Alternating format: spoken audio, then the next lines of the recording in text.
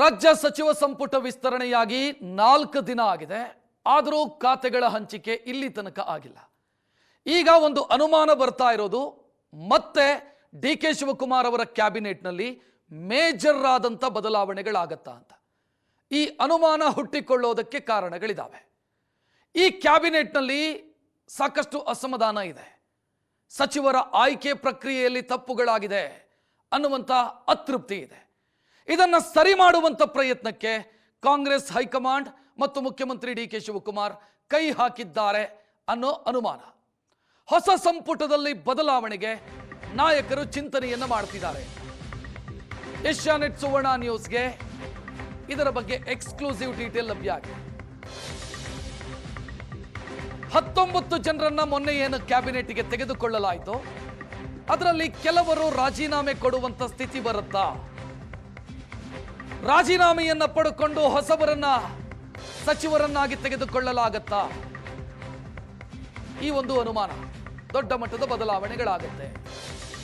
ಇನ್ನು ಖಾತೆಯನ್ನೇ ಪಡ್ಕೊಳ್ಳದಂತ ಸಚಿವರು ಖಾತೆ ಪಡ್ಕೊಳ್ಳೋದಕ್ಕೂ ಮೊದಲೇ ಮಾಜಿಗಳಾಗ್ತಾರ ಅಂತ.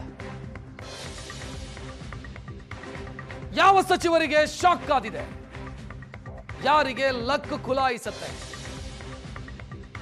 ಕಾಂಗ್ರೆಸ್ ವಲಯದಲ್ಲೂ ಇದರ ಬಗ್ಗೆ ಸಾಕಷ್ಟು ಚರ್ಚೆಗಳಾಗ್ತಾ ಇದೆ. ಮೇಜರ್ ಚೇಂಜಸ್ ಆಗತ್ತಂತೆ, ಅವರು ರಾಜೀನಾಮೆ ಕೊಡ್ತಾರಂತೆ, ಅವರ ಜಾಗಕ್ಕೆ ಇವರು ಬರ್ತಾರಂತೆ. ಇನ್ನು ಖಾತೆಯನ್ನೇ ಪಡ್ಕೊಳ್ಳದಂತ ಕೆಲ ಸಚಿವರು ಮಾಜಿಗಳಾಗ್ತಾರಾ ಖಾತೆ ಪಡ್ಕೊಳ್ಳೋದಕ್ಕಿಂತ ಮುಂಚಿತವಾಗಿ? ಈ ರೀತಿಯ ಒಂದು ಅನುಮಾನ ಮೂಡುತ್ತಿದೆ.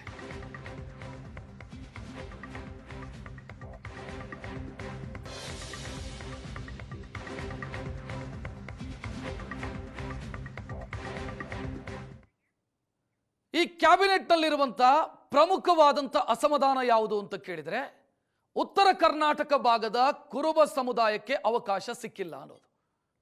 ಇದನ್ನ ಸರಿ ಮಾಡಬೇಕು ಅಂತಾದ್ರೆ ಸದ್ಯದ ಸ್ಥಿತಿಯಲ್ಲಿ ಸರಿ ಮಾಡೋದಕ್ಕಾಗಲ್ಲ. ಯಾಕಂತಂದ್ರೆ ಮಹಿಳಾ ಪ್ರಾತಿನಿಧ್ಯಕ್ಕಷ್ಟೇ ಅವಕಾಶ ಇರೋದು. ಒಂದೇ ಒಂದು ಸಚಿವ ಸ್ಥಾನ ಖಾಲಿ ಇದೆ, ಅದು ಮಹಿಳೆಯರಿಗೆ ಮೀಸಲಾಗಿದೆ. ಹಾಗಿದ್ರೆ ಏನ್ ಮಾಡೋದಕ್ಕೆ ಸಾಧ್ಯ? ಬಸವರಾಜ ಶಿವಣ್ಣನವರ್ ಇವರ ಹೆಸರನ್ನು ಸಿದ್ದರಾಮಯ್ಯ ಸೂಚಿಸಿದ್ರು. ಗಾಯತ್ರಿ ಶಾಂತೇಗೌಡ ಅವನ್ನು ಪರಿಗಣಿಸಿದ್ದಕ್ಕೆ ಕೊನೆಯ ಕ್ಷಣದಲ್ಲಿ ಅವರಿಗೆ ಪ್ರಮಾಣ ವಚನ ಸ್ವೀಕರಿಸೋದಕ್ಕಾಗಲಿಲ್ಲ. ಈಗ ಶಿವಣ್ಣನವರ್ ಅವರನ್ನ ಮಂತ್ರಿ ಮಾಡುವಂತ ಯೋಚನೆ ಇದೆ.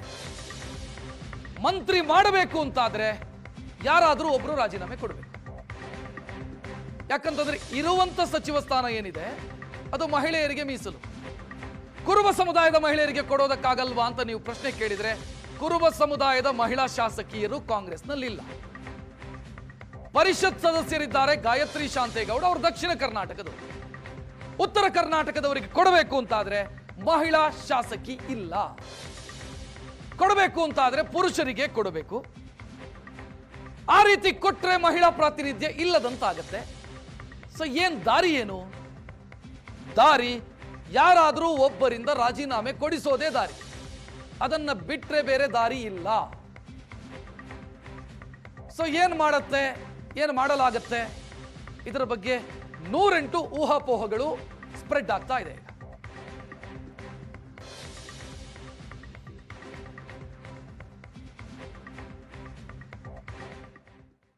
ಒಂದು ಲೆಕ್ಕಾಚಾರದ ಬಗ್ಗೆ ಚರ್ಚೆ ಆಗ್ತಾ ಇದೆ.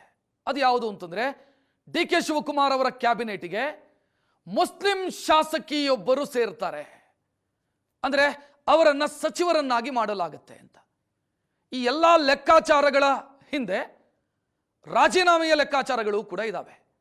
ಸಚಿವರು ರಾಜೀನಾಮೆ ಕೊಡಬೇಕು ಒಬ್ರು, ಆ ಜಾಗಕ್ಕೆ ಮುಸ್ಲಿಂ ಮಹಿಳಾ ಶಾಸಕಿಯನ್ನು ತೆಗೆದುಕೊಳ್ಳಬೇಕು. ಈ ರೀತಿಯೆಲ್ಲ ಲೆಕ್ಕಾಚಾರಗಳು ಓಡಾಡ್ತಾ ಇದೆ. ಅದರಲ್ಲಿ ಒಬ್ಬ ಮುಸ್ಲಿಂ ಸಚಿವರನ್ನ ಕೈ ಬಿಡುವಂತ ಸಾಧ್ಯತೆ ಇದೆ. ಆ ಜಾಗಕ್ಕೆ ಕಲಬುರಗಿ ಉತ್ತರದ ಶಾಸಕಿ ಕನಿಜಾ ಫಾತಿಮಾ, ಕಮರುಲ್ ಇಸ್ಲಾಂ ಅವರ, ದಿವಂಗತ ಕಮರುಲ್ ಇಸ್ಲಾಂ ಅವರ ಪತ್ನಿ, ಅವರಿಗೆ ಅವಕಾಶ ಕೊಡೋ ಬಗ್ಗೆ ಚರ್ಚೆಯಾಗ್ತಾ ಇದೆ. ಯಾವ ಮುಸ್ಲಿಂ ಸಚಿವರನ್ನ ಡಿ.ಕೆ. ಶಿವಕುಮಾರ್ ಕೈ ಬಿಡ್ತಾರೆ ಅನ್ನೋದು ಇನ್ನೂ ನಿಗೂಢ. ಇಬ್ಬರನ್ನ ತೆಗೆದುಕೊಳ್ಳಲಾಗಿದೆ ಮೊನ್ನೆ, ಜಮೀರ್ ಅಹಮದ್ ಖಾನ್ ಮತ್ತು ರಿಜ್ವಾನ್. ಅದರಲ್ಲಿ ಒಬ್ಬರನ್ನ ಕೈ ಬಿಟ್ಟು ಕನಿಜಾ ಫಾತಿಮಾಗ ಕೊಟ್ರೆ ಮಹಿಳಾ ಪ್ರಾತಿನಿಧ್ಯ ಫುಲ್ಫಿಲ್ ಆಗುತ್ತೆ. ಪೆಂಡಿಂಗ್ ಉಳಿದಿರುವಂತ ಒಂದು ಸಚಿವ ಸ್ಥಾನವನ್ನ ಆಗ ಕುರುಬ ಸಮುದಾಯಕ್ಕೆ ಕೊಡೋದಕ್ಕೆ ಸಾಧ್ಯ ಆಗುತ್ತೆ. ನಿನ್ನೆ ಏಷ್ಯಾನೆಟ್ ಸುವರ್ಣ ನ್ಯೂಸ್ ಒಂದು ಸುದ್ದಿ ಬ್ರೇಕ್ ಮಾಡಿತ್ತು, ಮುನಿಯಪ್ಪ ಅವರ ಮನವೊಲಿಸುವಂತ ಪ್ರಯತ್ನಗಳಾಗ್ತಿದೆ ಅಂತ. ಮುನಿಯಪ್ಪ ಅವರು ಒಪ್ಪಿದ್ರೆ ಹಲವು ಸಮಸ್ಯೆಗಳು ಬಗೆಹರಿಯುತ್ತೆ, ಆದ್ರೆ ಒಪ್ಪಬೇಕಲ್ಲ ಅವರು. ಒಪ್ಪದೇ ಇದ್ರೆ ಈ ರೀತಿಯ ಲೆಕ್ಕಾಚಾರಗಳ ಬಗ್ಗೆ ಎಲ್ಲ ಚರ್ಚೆ ಆಗ್ತಾ ಇದೆ. ಈ ರೀತಿ ಮಾಡಬಹುದಾ? ಸೊ ಯಾರನ್ನು ಕೈ ಬಿಡಲಾಗುತ್ತೆ ಹಂಗಿದ್ರೆ? ಇದು ಕುತೂಹಲಕಾರಿ ವಿಚಾರ.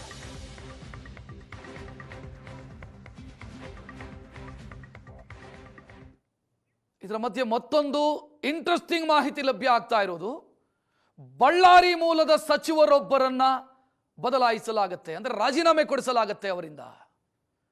ಆ ಜಾಗಕ್ಕೆ ಅನ್ನಪೂರ್ಣ ತುಕಾರಾಮ್ ಅವರಿಗೆ ಅವಕಾಶವನ್ನು ಕೊಡುವಂತ ಸಾಧ್ಯತೆಗಳಿದ್ದಾವೆ. ಮಹಿಳಾ ಕೋಟದಡಿ ಸಂಡೂರು ಶಾಸಕಿಗೂ ಸಚಿವ ಸ್ಥಾನ ಸಿಗಬಹುದು. ಸೊ ಮ್ಯಾಚ್ ಮಾಡೋದಕ್ಕೆ ನೋಡ್ತಾ ಇದ್ದಾರೆ, ಬ್ಯಾಲೆನ್ಸ್ ಮಾಡೋದಕ್ಕೆ ನೋಡ್ತಾ ಇದ್ದಾರೆ. ಬ್ಯಾಲೆನ್ಸ್ ಮಾಡೋದಕ್ಕೆ ಇಲ್ಲೊಂದು ಆಪ್ಷನ್ ಇದೆ, ಬಳ್ಳಾರಿಯಲ್ಲೂ ಒಂದು ಆಪ್ಷನ್ ಇದೆ.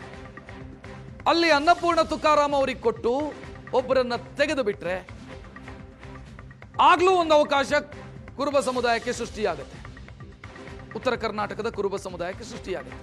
ಸಿದ್ದರಾಮಯ್ಯ ಅವರ ಅಸಮಾಧಾನ ಶಮನ ಆಗುತ್ತೆ. ಅಂತ ಸಾಧ್ಯತೆಯ ಬಗ್ಗೆಯೂ ಒಂದು ಚರ್ಚೆ ಇದೆ.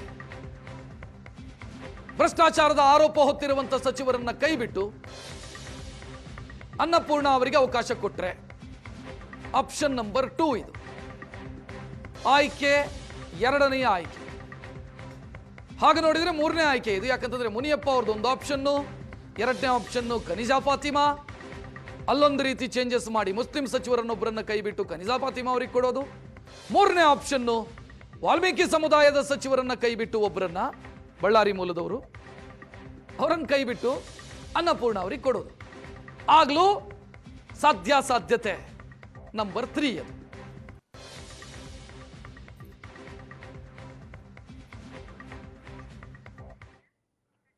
ಇದರ ಮಧ್ಯೆ ಇನ್ನೊಂದು ಚರ್ಚೆ ನಡೀತಾ ಇರೋದು, ಒಕ್ಕಲಿಗ ಕೋಟಾದಲ್ಲೂ ಬದಲಾವಣೆಗಳಾಗುತ್ತೆ. ಒಕ್ಕಲಿಗ ಸಮುದಾಯದ ಒಬ್ಬರು ಸಚಿವರ ರಾಜೀನಾಮೆಯನ್ನ ಪಡೆಯಬಹುದು. ಯಾಕೆ ಅಂತಂದ್ರೆ, ಬೆಂಗಳೂರಿನ ವಿಜಯನಗರ ಕ್ಷೇತ್ರದ ಶಾಸಕ ಕೃಷ್ಣಪ್ಪ ಪಟ್ಟು ಹಿಡಿದಿದ್ದಾರೆ, ಆದ್ರೆ ಮಂತ್ರಿಯೇ ಆಗಬೇಕು. ಡಿ.ಕೆ. ಶಿವಕುಮಾರ್ ಅವರ ಮುಂದೆ, ಉಸ್ತುವಾರಿ ಮುಂದೆ ಅಂದ್ರೆ ಸುರ್ಜೇವಾಲಾ ಅವರ ಮುಂದೆ ಅಸಮಾಧಾನ ಹೊರ ಹಾಕಿದ್ದಾರೆ ಕೃಷ್ಣಪ್ಪ. ರಾಹುಲ್ ಗಾಂಧಿ ಕೂಡ ಕರೆ ಮಾಡಿದ್ದಾರೆ ಅವರಿಗೆ. ಆದ್ರೂ ಅವರು ಈ ನಿಗಮ ಮಂಡಳಿ ಎಲ್ಲ ಬೇಡ್ರಿ, ನನಗೆ ಕೊಟ್ರೆ ಮಂತ್ರಿ ಮಾಡಿ, ಇಲ್ಲ ಅಂತಾದ್ರೆ ಬೇಡ ಅನ್ನೋ ನಿಲುವಿಗೆ ಬದ್ಧರಾಗಿದ್ದಾರೆ.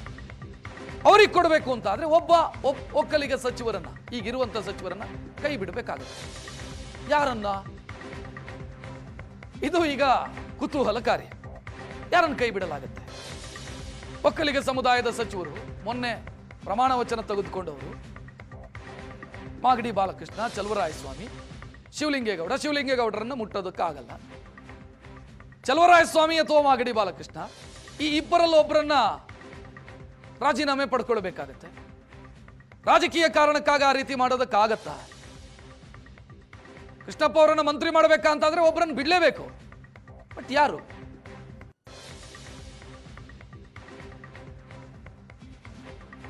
ಡೀಟೇಲ್ ನೀಡೋದಕ್ಕೆ ನಮ್ಮ ಪ್ರತಿನಿಧಿ ಮಾರುತೇಶ್ ರೆಡಿ ಇದ್ದಾರೆ. ಮಾರುತೇಶ್, ಲೆಕ್ಕಾಚಾರಗಳನ್ನೆಲ್ಲ ಗಮನಿಸಿದ್ವಿ ನಾವು.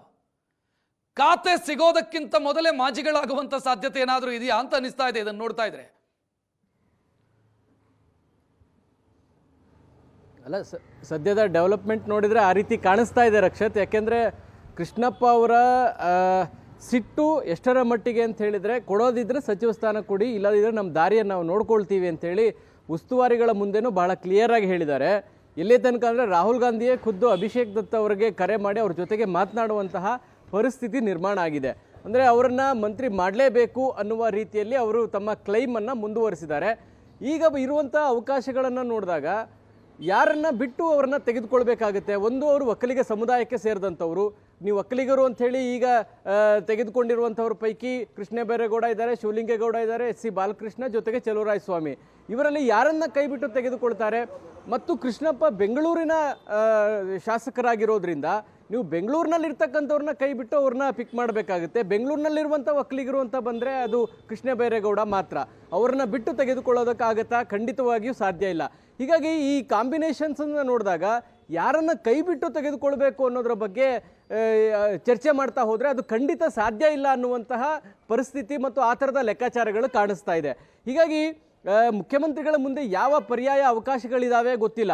ಬೆಂಗಳೂರಿನ ಬೇರೆ ಸಚಿವರನ್ನ ಕೈ ಬಿಟ್ಟು ಅವರಿಗೆ ಅವಕಾಶ ಮಾಡಿಕೊಡೋದಕ್ಕೆ ಸಾಧ್ಯ ಇದೆಯಾ ಇಲ್ವಾ, ಇದ್ರ ಬಗ್ಗೆ ಕೂಡ ಚರ್ಚೆ ನಡೀತಾ ಇದೆ. ಅಥವಾ ಒಕ್ಕಲಿಗ ಸಮುದಾಯದ ಸಚಿವರನ್ನ ಕೈ ಬಿಟ್ಟು ಅವರಿಗೆ ಅವಕಾಶ ಮಾಡಿಕೊಡ್ಬೇಕಾ ಬೇಡವಾ, ಈ ಬಗ್ಗೆ ಕೂಡ ಚರ್ಚೆ ನಡೀತಾ ಇದೆ.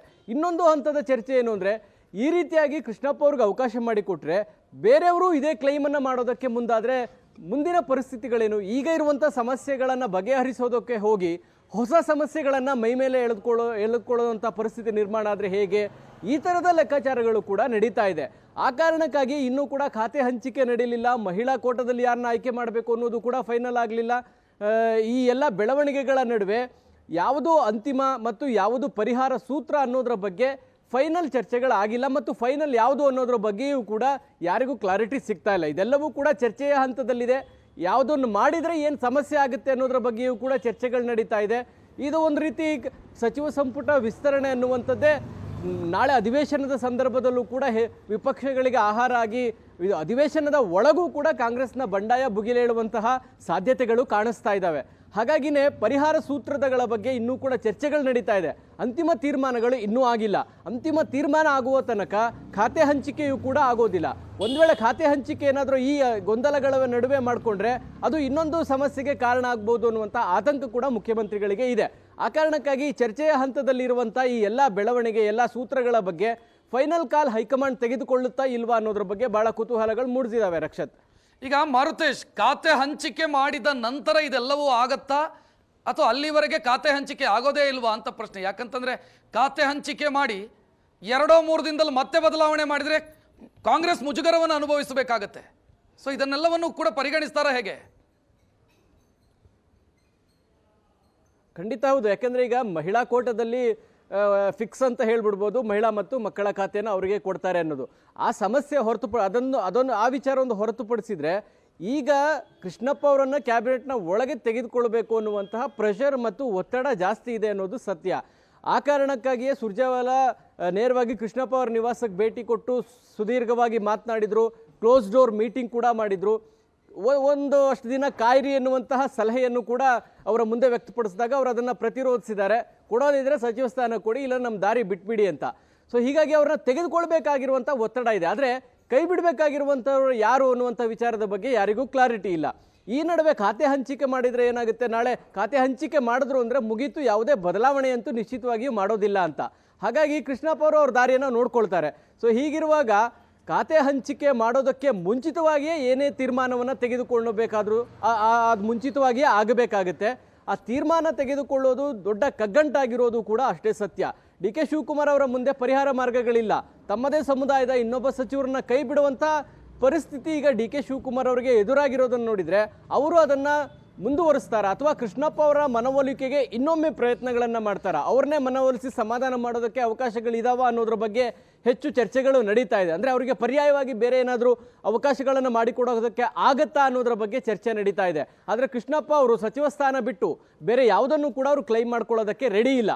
ಹೀಗಾಗಿ ಈ ನಡುವೆ ಖಾತೆ ಹಂಚಿಕೆ ಮಾಡೋದಕ್ಕೆ ಸಾಧ್ಯ ಇಲ್ಲ. ಬಹುಶಃ ಇವತ್ತು ಸಂಜೆಯ ಒಳಗೆ ಎಲ್ಲದಕ್ಕೂ ಒಂದು ತೆರೆ ಎಳೆಯಬಹುದಾದಂಥ ಸಾಧ್ಯತೆಗಳು ಕಾಣಿಸ್ತಾ ಇದೆ. ಅದು ಮುನಿಯಪ್ಪ ಅವರ ವಿಚಾರದಲ್ಲಿರ್ಬೋದು, ಮಹಿಳಾ ಕೋಟಾದ ಅಡಿ ಯಾರನ್ನು ಮಾಡಬೇಕು ಅನ್ನುವಂಥ ವಿಚಾರ ಇರ್ಬೋದು, ಅದು ಕೃಷ್ಣಪ್ಪ ಅವರ ವಿಚಾರದಲ್ಲಿರ್ಬೋದು. ಈ ಎಲ್ಲ ಅಂತಿಮ ಗೊಂದಲಗಳಿಗೆ ತೆರೆ ಬಿದ್ದ ಮೇಲೇ ಖಾತೆ ಹಂಚಿಕೆಯೂ ಕೂಡ ಆಗತ್ತೆ. ರಕ್ಷತ್, ಥ್ಯಾಂಕ್ ಯು ಮಾರುತೇಶ್ ಮಾಹಿತಿಗೆ. ಮಂತ್ರಿ ಸ್ಥಾನ ಸಿಕ್ಕಿಲ್ಲ ಅನ್ನೋ ಕಾರಣಕ್ಕಾಗಿ ನಿರಾಸೆಗೊಂಡಿರುವಂಥ ಶಾಸಕರು ಈಗ ದೆಹಲಿಗೆ ಹೊರಡ್ತಾ ಇದ್ದಾರೆ, ದೆಹಲಿಗೆ ಹೋಗ್ತಾ ಇದ್ದಾರೆ. ದೆಹಲಿ ಫ್ಲೈಟ್ ಹತ್ತಿದ್ದಾರೆ ನಾಯಕರು. ಸಚಿವ ಸತೀಶ್ ಜಾರಕಿಹೊಳಿ ಕೂಡ ದೆಹಲಿಗೆ ದೌಡಾಯಿಸಿದ್ದಾರೆ. ಶಾಸಕ ಪೊನ್ನಣ್ಣ ದೆಹಲಿಗೆ ಹೋಗಿ ಬಂದಿದ್ದಾರೆ. ಹಿರಿಯ ಶಾಸಕ ಅಪ್ಪಾಜಿ ನಾಡಗೌಡ ಇವರು ಕೂಡ ಮಲ್ಲಿಕಾರ್ಜುನ್ ಖರ್ಗೆ ಅವ್ರ ಜೊತೆಗೆ ಚರ್ಚೆ ಮಾಡೋದಕ್ಕಿದ್ದಾರಂತೆ. ಅಪ್ಪಾಜಿ ನಾಡಗೌಡ ಹಿರಿಯರನ್ನ ನಡೆಸಿಕೊಂಡ ರೀತಿಯ ಬಗ್ಗೆ ವಿವರಣೆ ನೀಡೋದಕ್ಕೆ ಅವರು ಹೋಗ್ತಾ ಇದ್ದಾರೆ. ನಿನ್ನೆ ರಾತ್ರಿಯೇ ದೆಹಲಿ ತಲುಪಿದ್ದಾರೆ ಸತೀಶ್ ಜಾರಕಿಹೊಳಿ. ಇವತ್ತು ಅವರು ಹೈಕಮಾಂಡ್ ನಾಯಕರನ್ನ ಭೇಟಿಯಾಗೋದಕ್ಕಿದ್ದಾರೆ. ಸುರ್ಜೇವಾಲಾ ಅವರನ್ನ ಕೂಡ ಭೇಟಿಯಾಗುವಂತ ಸಾಧ್ಯತೆಗಳಿದ್ದಾವೆ. ಪ್ರಾದೇಶಿಕ ಅಸಮತೋಲನ ಏನಿದೆ ಅದು ಹಿರಿತನಕ್ಕೆ ಬೆಲೆ ಸಿಗಲಿಲ್ಲ, ಜಾತಿ ಲೆಕ್ಕಾಚಾರಗಳಲ್ಲಿ ಎಡವಟ್ಟು ಆಗಿದೆ. ಇದನ್ನೆಲ್ಲವನ್ನ ಕೂಡ ಹೈಕಮಾಂಡ್ ಗಮನಕ್ಕೆ ತರಬೇಕು ಅಂತ ಕೆಲ ನಾಯಕರು ಭಾವಿಸಿದ್ದಾರೆ.